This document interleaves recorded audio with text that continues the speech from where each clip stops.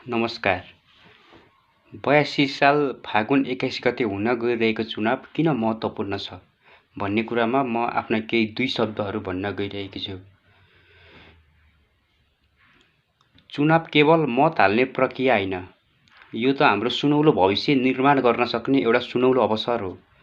जनताद्वारा आफूलाई मन परेको व्यक्ति वा आफूलाई मन परेको प्रतिनिधि छान्ने एउटा लोकतान्त्रिक प्रक्रिया हो। यसमा जनताले आफूलाई इच्छा लागेको पार्टी वा इच्छा लागेको व्यक्तिलाई स्वतन्त्र रूपमा भोट हाल्न पाउने एउटा अधिकार हो। अबको चुनाव केवल पार्टी बदल्ने होइन,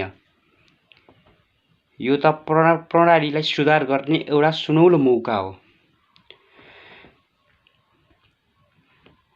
अब 82 सालमा हुन गइरहेको चुनावले देशको दिशालाई परिवर्तन गर्छ।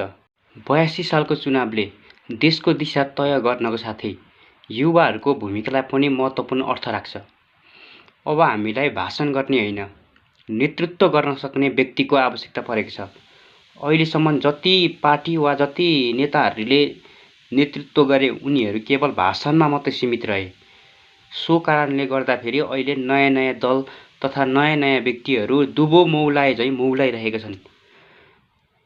यदि वास्तवमा पुराना पार्टीहरूले जनताको इच्छा अनुसार काम गर्दिन सकेका भए अहिले जनताहरू यसरी फ्रस्ट्रेसन हुँदैन थियो होला। अबको चुनाव केवल पार्टी बदल्ने होइन, यो त प्रणालीलाई सुधार्ने एउटा हाम्रो लागि सुनौलो मौका हो। अहिलेको अवस्थामा जनताहरूले भोगेको समस्याहरू भनेको के हो त? साधारण रूपमा नेताहरूले सामान्यतः जनताको लागि कुन आवश्यकताहरूलाई पूरा गरिदिएको भए जनताहरू यसरी फ्रस्ट्रेसन हुँदैन थियो त? बेरोजगारी,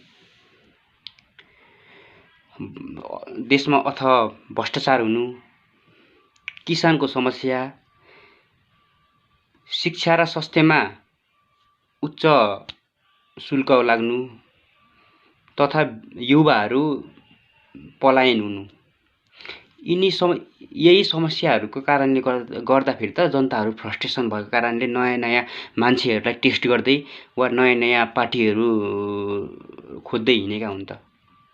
यदि पुराना नेताहरूले यो कुरालाई प्राथमिकतामा राखेका भए अहिले यो अवस्था आउँदैन थियो होला।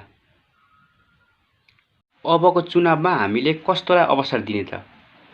जो योग्य छ, जसले जवाफदेहिता दिन सक्छ, युवालाई प्राथमिकतामा राख्ने, पारदर्शिता प्रशासनिक भिजन भएको तथा शिक्षित व्यक्तिलाई उम्मेदवारी दिने र उनीहरूलाई जिताउने।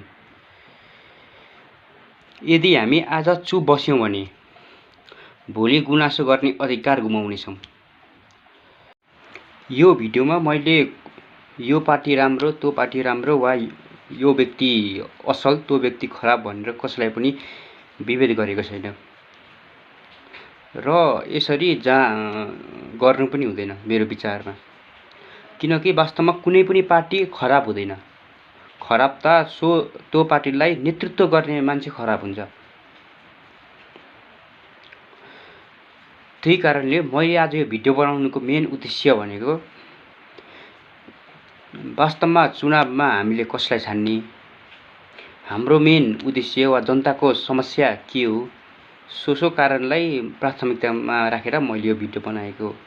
मैले यो भिडियो बनाउनुको मूल कारण भनेको सबै पुराना पार्टीहरूमा नराम्रा व्यक्ति हुन्छ भन्ने पनि छैन र सबै नयाँ पार्टीहरूमा राम्रा व्यक्ति छन् भन्ने पनि छैन। सो आफ्नो क्षेत्रबाट जो उम्मेदवार उठेको छ उनीहरूको बारेमा सर्वप्रथम राम्रोसँग बुझौँ र उनीहरूलाई बुझेर भोट गरौँ। यसपालिको भोट हाम्रोलाई होइन, राम्रोलाई हालौँ। तपाईहरुलाई यो मेरो भिडियो कस्तो लाग्यो? यदि मन पर्यो भने लाइक, कमेन्ट तथा शेयर गरिदिनु होला। यदि काहीँ कमी कमजोरी भेट्नु भयो भने यहाँ कमी कमजोरी छ भनेर पनि सच्याइदिनु होला।